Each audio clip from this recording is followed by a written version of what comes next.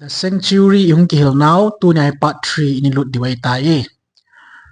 Tu niya isay do diw tupi penchu ichi hau bu a chon sit thoi dam na ni khu kiti Day of Atonement kiti inilut diway tain. Iya chu part 1 part 2 hinavat lo wa na ngai nai lo wa le na pum het thim lo diway tayo. Aki say maso i het thim ting lebo abana ho atha ho ki het hei panje ya chu direct nga part 3 vi ho inwang thu na mat do lo diu tam tam ni ngai tan ya chu ban nei cha thu hi in het thim theina devin avenai lo im kha wal akipat apadin part 1 a kon hin ve hi tiwe ti chu pa kai mina ka hin tim naw na hi e chule hi chi ho bu chung chang hu hing na thu lo pi ta Krista hu hing na thu lo pi ta ki sei pen mi tam pen Old Testament ei ta bo e chi zu da te thu lei bo e ti po wi se ya na comment za za um kit na lai cho ichi na vet sa cho pathin thu hi ipum het lo dano pathin thu he thailo mo mo ninga diabol hep la hi dano ki chen ta ata lang lagaw hin ku nim cha hin kui man dano ata lang he ka so pe teo Sanctuary ki ti koi ham Krista se na hi cho Old Testament khanga pa na Jesun atisana ai hu do naw le hlat dam ai chan naw na to ogun lampi ki lung chu hi cho cross hi cho chi cross mi u hina lampi hung ki hundan vet sa na chu hi cho hi chi ho bu a pathin mi u hina lampi a blueprint pen hi velo bia crystal hat dam na to hi het thim lo diu cho ati la bula para pathin iti mi him te hu hun gu na tu ai jesu kristan mi him te hu do na dinga itabang planning a gun jinga na ipi ngai to ipi bol pen ham tio hi chi lo wai ki he thei lo cho ka so pi tio ipia pathini tabang hu ina lo pit agun ham pat wana jong isei tau chala cmt la pathin le mi him an khom thei perfect communion in ei penu chu chon sit ji a break hung hi ta cho hung tan hung ke ta cho hi che pen chu tha sim kit na ding le pathin to cmt la ya khom bang ma khom kit theni di wa cho pathin in hi tabang hu ina lo pit ai an go na cmt la kit tabang ma cho a chei na ding la pathin to i chen khom kit theni lampi ki lung hi cho chi Old Testament ka ti ji nga zu te khil na ga ti jing ki ti chna so be to diabol hep la yu cho ngai tu tong hit banga thopoi mo ta le gilta cross thugu le cross mi hing na le Krista mu chna thulo pi ta pen hi apoi mo be se ya chu Satan in i het lo na te te diwa ilung thim wa hi wanui pumpi hi hlep la ko ya chi thui na sa no mi tam ta ko hi chu ya chu ko so pi tio tu nya hi chi atha be gel kit wa pathin tu hi ingai wing wa agil dan alo pi da imu do deu ka dei tu ni ka thu se hi fully understand nai lo mai thiu chu ai wanga i te ma thagawa nong gil kil ni ku ting le hi chi thugu hiala thugu lo pi na za lo de kin ban ka sei thiam nai lo cho yong la ka het kham wa ka in sei cho ke sang ai ta bang thu hi present bol theya na lo pi ta sei do mi dim se de cho kin wang ma cha ka het lo pi ka het je le kat thip wa ja ka in sei lo pi cho ai la hi chan ge ke man neu kha ki mu tai ya chu kam mu pen chu no ho jong na sei pi nge ta ka in sei ji ye chun pha te ge chan hi chi thu gu lo pi ta hi pathinin he thim thena na pi win tin ilung sum ko no hong ta hin ti chu ka taw na in tu ni video jang ha ke para pa na chei chang ge na ngai kit ya ba kai mina ka hin tim na hi ai le part 1 na kon chun yong kil vin pathinin mi him te hu do kit na ding le ama to i cheng khom kit theniu ho bu a hu na lam pi hin gon dan hoi se vin ma sa pen chun ho bu hi piha lampi thome khom khanin akhat na chu court year akiti in hi chu Christian kwa justification Krista a justification thim chan nai nei da no abat sa in abana holy place itiu thim chang ho chu gospel ki pan ba banui pumpi salwa diu dan tho isilvin chuding tal Christian ni tin khu man ning dan apoi mo dan kisu thing jing ngai dan pa chu chimun ai seivin abana Krista thim changa ni tina Christian ko ki su thing jinga lagaw in kwa kal to jing ho loi chu su lo piam ding he ti chu mun thing chung na ki chin ta in sei da oi su lo pia na mun chu pathin to ki mu tu na mun pathin hung kila na mun he ji pathin hung kila na mun a chi pi man pathin thing kongom adan tu thing ta me ya chu pathin to ki nai ho le pathin to ki mu tu ding ho chu pa kai dan thu banga ngai ti ki chin ta ta ko na nung pen hinan su imu do ya i Christian hin khui hoi lai chan i pha ta wam tai ni ki do le tu la ki veidan hiwam mun thinga ki veidan hiwam ele mun thing chung nung lut dinga ki got ta wam pathinin mun thing chung nunga lut ho bo se chu Christian hu cham ki main sim ding hi cho chu he Krista to ki mu tu ding ho chu chi ti lo wa chu koi ma chan pathina mu lo de ti ka sei do no mai ya chu chi ho bu akona in mu do chu iphem tia hele pathinin chon se hi temporary ading a remove an ball jin dan ki moi hi chu permanently a remove a ball ding dan lampi a in ko mu de so day of atonement chung chang thu in sei naw akona hi pathinin permanently a chon se asu bai nom dan lampi agun dan pa hi in mu do di hoi hi chan hai te ke chan tu ni kil nai ngai ki ti we ti ka sei do no mai hi chi ho bu na to na itina wa chun kum khan a khat ve service elel kil heina ki ball pen chu hi day of atonement itiu chon hi na ya chu tu na hi chi pen chu focus ku noi Bible chang mas pen ga simit ti ve thim pute dan bung som la gup chang ni na chi simai le na sopi aron hinga athi lo na dingin thing khong chunga happy to na masanga pon jal sunga ummun thing chung nong sunga apha zo siang lut lo na dingin seipin aje chu happy to na chunga chu keima mai lo ma khong kila dinga hi he a hi chuna bat sa chu phem ti le pathin hi hi chi muna hi lo pi tang kilang ding he so day of atonement nyai chi Leviticus bung som lagum sim leo cha tu sim pum pim di ya chu pathin chi ni khwang kilang ding chu tieng ta le hi cha chu thim pu in Israel pum pi a chon sit thoidam na to de ti cho hi chi thoidam ni khu ting le hin thil tu ni o me ti cho offering o me ti cho Leviticus bung som lagup chang si chang ge simai le chuting aman kel chani chu alan ho khom ho bu kot kha phunga pakai ang sunga pi do dinga hi chule Aaron in kel chani sunga chu khat chu chi hoitan mel chi ti we kel chani an kai ding khat chu pakai ding abana adang khat chu ipiet ya Azazel dinga wangwat na nei dinga ti chu ya chu day of atonement ni le hin chon sit thoidam na ni khuting le hin thim pu hin kel chani ain kai dinga he ti chu hi chi kel cha khat chu pakaya dinga in khat chu Azazel a dinga hi ti nai chu hi chi Azazel ki ti pen hi iphem nang in het chin di hi chan to hi pakai kel cha na ki tong pa hi ga vi ma sai ti we thim pu pa chun hi chi ni khu ting le chun pakai kel chai ti pen chu ami te atonement a ding chon sit thoidam na dinga chu a tha de chu Leviticus 16:15 chu simai le chu zo tin la man chon sit thil tu kel cha chu mi pi ho adinga atha ati san chu pun bu sunga a hin choi lut na bong chal ti sar a bol banga a bol ding chule happy to na chung happy to na maya chu aga thier ha ding hi chi happy to na ati pen hi out of covenant ki sei nai heya chu hi chi maya chu ati san chu aga sun la dinga hi ati chu tieng ta le aga sun la zo tieng ta le thim pu chu pathin na ang sunga ko na hung do kit ding chu tieng ta le in mai langa ti taw te le to la court ya na bumgo thil tu mai cham halwam na saki chunga chu thi san hi anu di he ati chu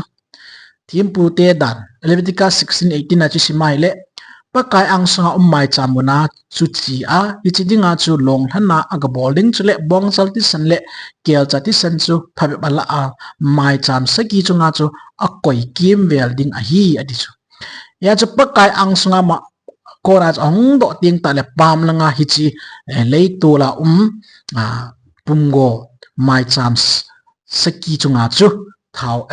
ti san chu anu ding a he adi chu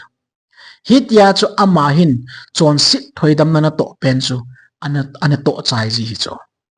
ting ta le kel cha khat na lai ti chu na Azazel kel cha hi chi Azazel kel cha chu ipi di tam ti chui chu ipia ke mangham chi khat chu pakaya ding hiya ami te chon sit thoidam na aman ta hi le hi chi Azazel kel cha chu ipia ding hitam so pi de agila gil chu ka sai thiam zo lo pi chikin ai chu kyong het nai ma cha ka nei zo nai lo pi chu ho bu chung chang ki ti hi ta san cha te ki hil na zo si reference point nahi cho pathin mi hu eng na lampi every reference point hi cho chai ki hil na hi cho hi chu ki imu cha ka het zo lo di cho ka het kham ka hin sei bo na nai chu ipi le lu ki tai tim Azazel kial cha chu ipia ki mangning hitam Leviticus som logop chang som nya pat som ni la chu simai le chule aman hobu mun thing chule mai cham chu thoidam na abol zo ting le na zau sana chon sit thoidam na abol zo ting le kel cha hing chu akai ding ti chu kel cha ahing pa Azazel cho sei na chu chule Aaron in akhut te ni chu kel cha luzanga angap ding achunga chu Israel cha ti ho khan git lo na zo si asu hir naw zo si le achon sit naw zo si aphuna kel cha luzanga akoya chule mihim bol dinga kilom khat khut na gam thi ma gal ha do sa ding ati ta chu namu ta wa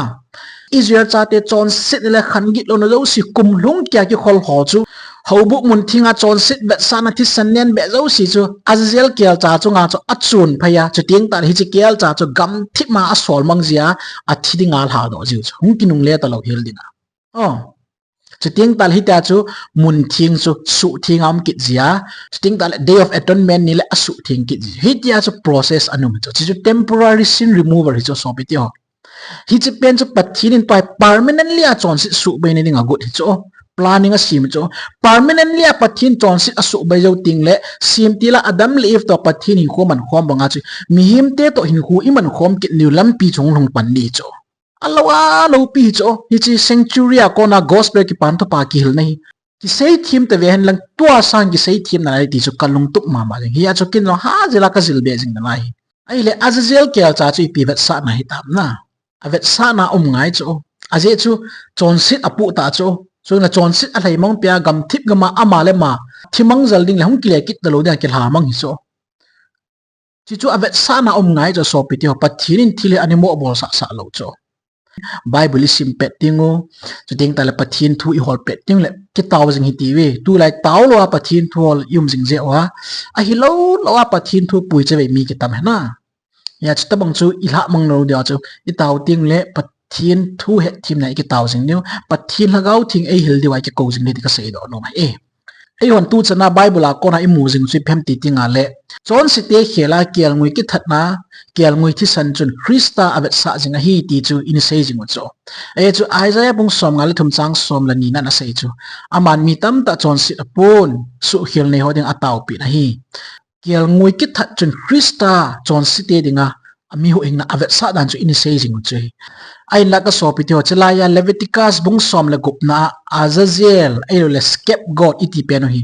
Christa vet sa na hong hilo hil ding ai cha zuai sei ta sula thim pu chun hi chi kel cha ni cho hin kain khat chu pakaya ding khat chu Azazel a ding ati cho pakaya ding chu ki that na Israel hobung pum pi chon sit thoidam na ki mang pathin jong a san hi ta cho bana a chon sit naw zo si chu hi chi Azazel chunga chu ki ngam hi ta cho ting ta la gam thip a thidinga ki ha mang hi ta cho ya chu Jesus Christa ba sa na hi lo hil di cho ya chu ka so pi ti ho Azazel el scapegoat iti pen hi Satan vet sa na ngi ding azo ti le pathin Satan chungai vanui chon sit zo si a hin not khum ding chu le Satan to chon sit chu a hin su mang ding na hi chi ya chu chon sit thoidam na ni khu iti wa Azazel kel cha chunga chon sit ki not khum chu Satan ki su mang ding vet sa na ni hi cho ka so pi ti ho ni khat ting le pathin tut na di ta chu a hin chai ding hi che phat ting le chun pathinin ami te dinga mel ma zo sil asbui theya aliam na theyo si chu a bon cha kit lo hil ding a hin su mang di cho hi chi Azazel ki ti chu scapegoat ki ti chu Satan vet sa na ni cho aje chu Satan chunga vanui chon si zo siung kinot khuma pathin a hin su mang na ding ni khu hi ki chen ta Bible na sei cho thu bun bung som mi chang som le nya pat som na ngai sin mai le pathina nga chen mi thyo zo si alin aneu adin kamon chu zo win le kha bu pha be kha aphongoi chin hin na le kha boi ti win som khat zo win aphong na hi chin chi le kha ba ki sun dung ri chun mi thyo chu ama thil bol dung ri chen a thu tan ta ve chu pha chun tui khang len in ama a mi thi zo si chu a hin le do in chu le mi thi ga min zong ama mi thi chen si a hin le do su ke ta ve chuin a thil bol dung zui chen thu tan ta ve ni chuin thi na le damun chu mei dil sunga chun ale lut wen chu le thi hi chu thi ni na hi chu le hin na le kha bu sunga amin ki hol do lo zo si jong mei dil sunga chan le lut ta ve hi chu thi ni na hi ati imu chana phat nung ting a ki chai ni kho ting le pathin thu tan na zo se hen chai ting ta le mi chon si zo si le chon sit in pan do pa chon sit bul pi mi zo pa setan ki chu pathina bon cha su mang ni vanui chon sit na zo si chu pathin setan chunga no khuma su mang ni chi chu azaziel kel cha chu vet sa nan he ka so pityo ki chi chana hiya chu hobu chung chang du dol imu chin nawin ki chin ta pathin hlat dam na to ki chin ta a bon ska blueprint a kai su ke cho hiya chu chi gospel lo pi ta choi ka so pi tyo imu chin mai het chin te te de poi mo ta hi ka sei do no mai e hi chi het thim lo do sin pathin hu hing na to gun nan a planning hi ke thei lo ding pathin na to gun nan planning hai thei lo chu set na a dei dia pui che wei jing ne ka sei do no mai e chong le scapegoat hi elo le azazel kyal cha ki ti setan hi mong e hi kin ka sei thu jong hi lo cho Jewish scholar iti ho elo le early church leader ho in jong setan hi dan ki chin ta ni sei jing cho vesana Oregon ki ti chun hi dai ni sei cho he who is called in Hebrew Azazel is none other than the devil ani ti cho abanta le Irenaeus hi dai ni sei ki Azazel that fallen and yet mighty angels ani ti tuna ngai dan is wi pon Bible a imu do dung zui wa ta san ma son yong ani gin cha dan pau chi ki chin ta ong ki tu dan chu ga sei wi e achai na ting le pathilin vanui chon sit na zo si setan chunga not khuma agova mangkai na chu ki chin ta phun do e ya chu day of atonement in pathin thu tan na hung lung ding face thuma vat sai chu akhat na chu pathin mi te chunga thu tan na thim pu chung nong chu hobu mun thing sung nunga chu alut ni khu ting le ami Israel te chu palomai ki gingsa thim pu hung do ding kal cho aninga hu cho ka chon si ki ngai dam ding ha ki ngai dam lo ding ha tiana anga ji hu cho thim pu chu ki gingsa de ma nga ji hu cho Leviticus bung som la gup chang som thum la ka chi si mai le ichi ni khu chu nong ho dinga chol lu na ni khu chonga ni khu ding chule ai tia chona dan hidinga na hin naw na su gim dingo na afflicting their soul na amole mo ki sugim wa thim puin thoidam na ni khuwa na to a chon sik thoidam na ong do ding kal so angaw cho ki gussa de ma ngaw cho ai cho chi thim polu sunga cho ami te koi koi chon sik ngai dam lo na ta khul chil na mi cho investigation itiu su hi cho chi ting la cho hi chi investigation jo ki chai ting ta le thim pung do ting la chun ki si na nei lo lung hai na nei lo chu su manga nom ji he ti chu ki chen ta ki moi e chon sik thoidam na dinga mun thing chun nga thim pu agulo na ami ti ho chon sik ngai dam ding la ki ngai lam lo ding khul chil na ki ging sa de ma anum tabang ma chu pathin in jong tu pha na hi pathin mi te chungai thu tan na bol he ti ki chin ta ki moi chu avet sai chu chi chu ko he chu first Peter bung li chang som le sagi a ye chu pathin in sunga ko na thu tan na hong ke pat na ding pha chu hi tai chu le hi chu ai ho a ki pat nai le pathin ki pa na thu pha thwa nung lo ho ki chaina chu i ti tan tem ati ya chu thu tan na ma sa iti hi chi investigation iti penu chu tua hi pathinin leisi a ami te chunga abor jing lai ta ti ki chen ta ki moi pathin sunga thu tan na ki pan heti cho chilai Israel cha te yong chu hobu sunga thim polu ting ta le Israel mi te chunga chu thu tan na ki pan cho cha chon sik ki ngai dam ni ki ngai lo ni ki hen chil na ama thim pong do ta le a chon pol hen do ama chon sio hen do am cho hi chi ta bang chu hong hiding heti nai chu to jong pathin e ho chungai thu tan na abola in pakai Jesu Krista hong ni ku ting ta le a chon pha chon si chu hen tu am pe ding chong le revelation bung som ni le ni chang som le ni na jong ki chin ta se ke ma kong wa zit ding hi na mi zo si ato man nung zui ki pa man ka hin pu ding hi ati cho chi chu ki chin ta se ki pa man a hin pu ding nhai le pakai hong masanga chu thu tan na khat sa ti nai hi chu first judgment itiu investigative judgment itiu chong hi ding he chi chu hobu akona ki chin ta ki mu do chu anin a kum sang lengam thutan hi chi millennium judgment iti yong hi ding oh vetsanai chi piti hi chi piti ki mu them iti ai le Azazel kel cha gam thi ma achang sa ki sol mang na pha to chung ki tia ka ai cho hi chuna vet sa chu Jesu Krista mi thing te pu yang ni khu ting le leisi ni ahom kiwa ki zam ning na chiu zo si vanui le si pum pi che la asi de ding tal le ding sim ti la le si alim le gong ba hi ti ba chu ding chu ting tal hi chimu nai setan achang sia ki ha ding he ti cho thu pun mung som ni chang ni ji si mai le chu in le ong he na le thi khaw khat choi ban til khat bana ko na hong kum la kamun chu ma chun dragon gul lui hi chu diabol setan ki ti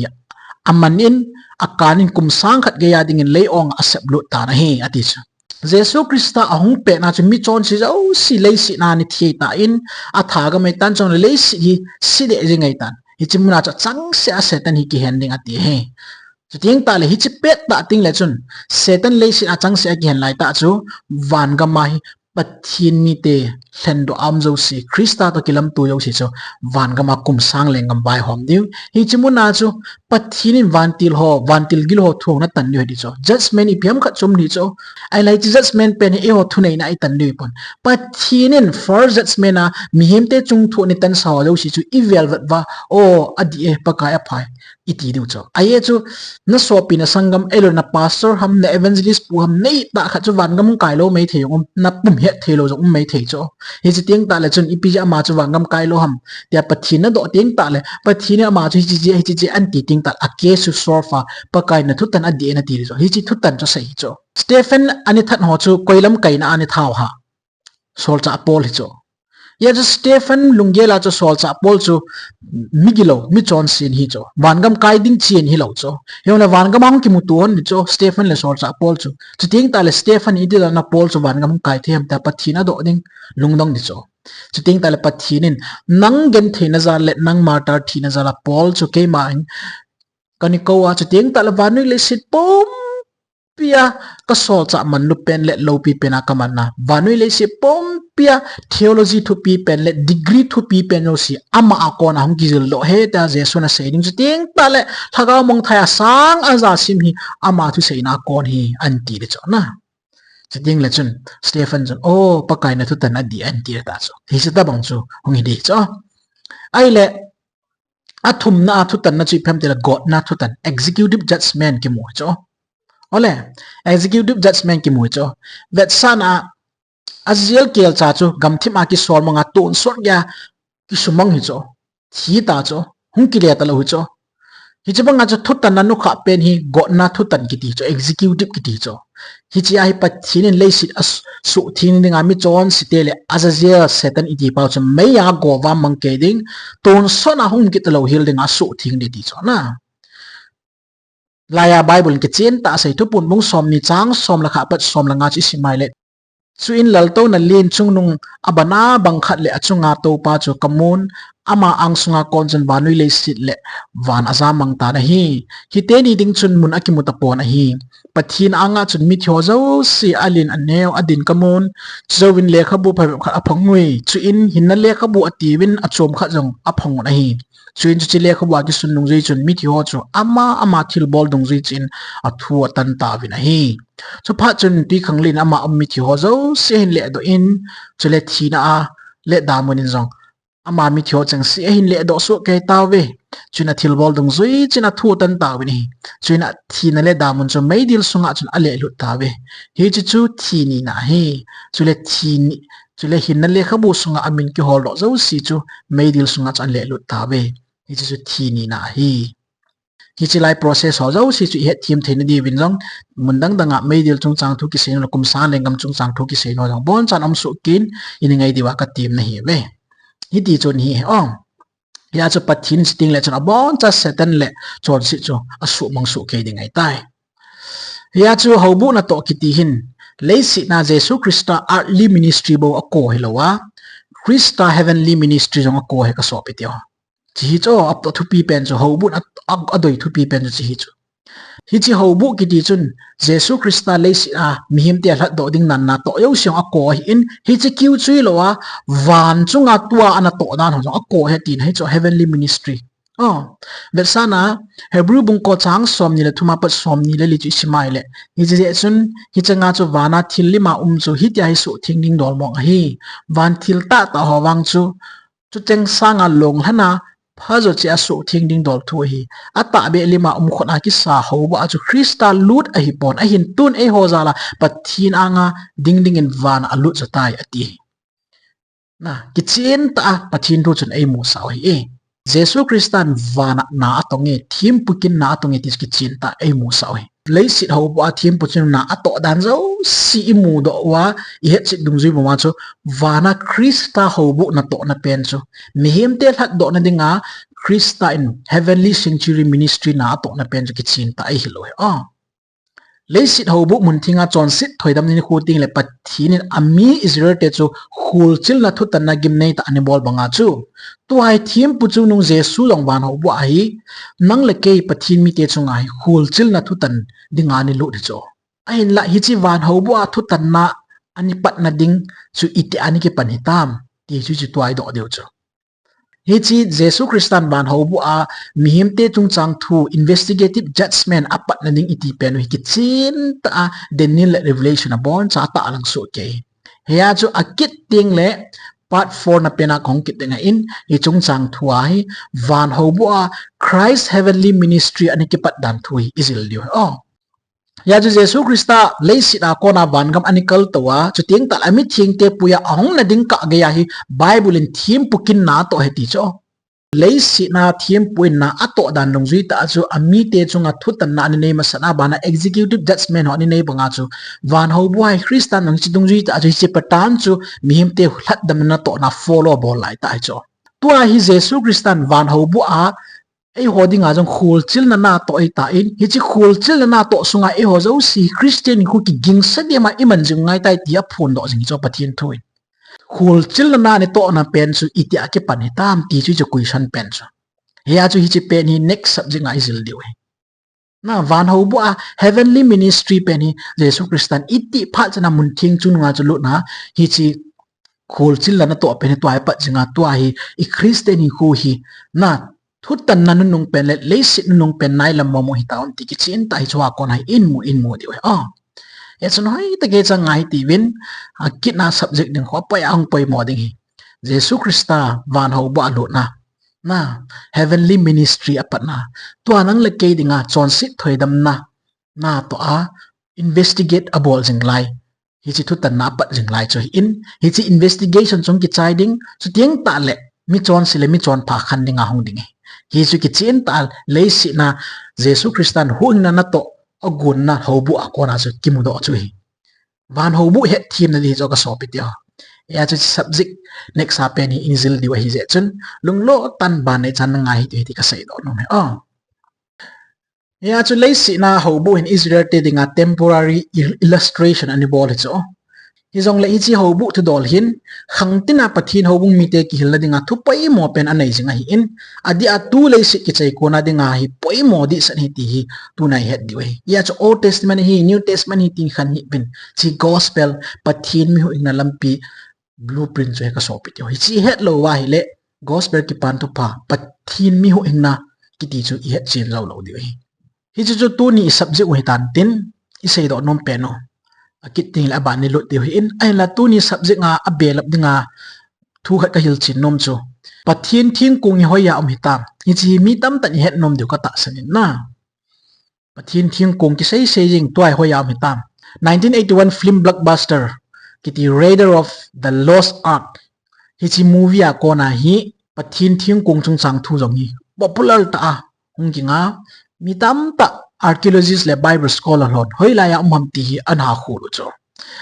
mi tam dan question ni do cha pathin thing kong ki su si hitam ai la le US gama secret vaults ki tula o ki sel ham ai la le Ethiopia Coptic Church hon avian ham ai le Jerusalem temple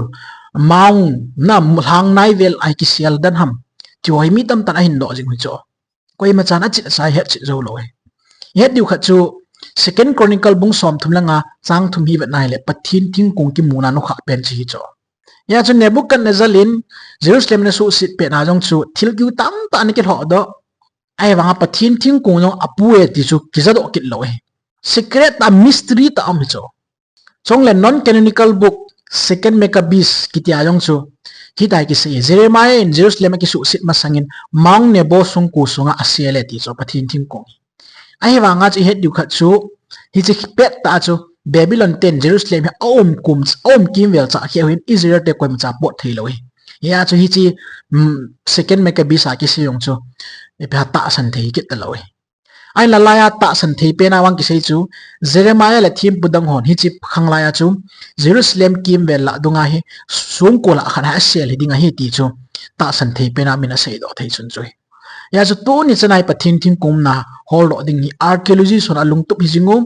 adoi thu pi penu hi zinga hi ema tu chan gya klui ma cha ki mu zo nai lo he ai pi chu yong le a thu pi pen chu kitip na thingkung hi ki mu hi jong le thingkung nga sut ngai lo sana boma khum lu ngai lo pathi ni adan tu thing chu e holung thima i khum lut pi hi zo poi mo pen hi chi chu kitchen top hi tin pa kai dan tu ilung sunga pen pathi ni azi lut bang ta chu yum po wai le thingkung abom sang chu man lu zo hi ti tu nai sei do no hi chu tam ga sei do no mi